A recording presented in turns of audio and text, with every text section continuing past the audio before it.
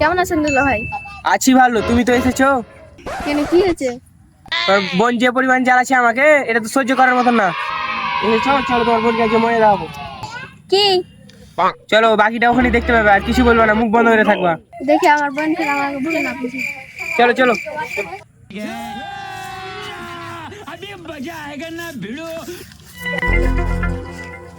তুই যাসনি, তুই যাসনি? কি হয়েছে, কি হয়েছে? তোমার পাশে ওটাকে বাড়ি থেকে বাড়া, নতুন বিয়ে করে নিয়েছি, নতুন বলে সংসার করবো। হাই হাই, তুমি এটা কি করেছো? তুমি এটা কি করেছো? তোমাকে আমি এত পরিমাণ ভালোবাসি, তুমি আমার ভালোবাসাটা চোখে দেখতে পারো না? এই মেয়ের ভিতরে কি পেলা? তো কি করবো? তুই আগে খাইতে খোটা দিস, বসতে খোটা দিস, শুতে খোটা দিস, তুই এভাবে তোর সাথে সংসার করা যাবে? ওই লেগে আরেকটা বিয়ে করেছি। তুই বাড়ি থেকে বেরো তো, তোর মুখ দেখতে ইচ্ছা করে না। না না, বাড়ি থেকে বের করো না। তোমার বাড়ির দাসী হয়ে থাকবো, তা আমাকে বের করো না। না না, আমাকে বাড়ি থেকে বের করে দিও না। উঠ উঠ উঠ, তোর বাড়ি থেকে বের করবো না। মুখ খুলো, তোর বোনকে দেখাও। আমার বোন?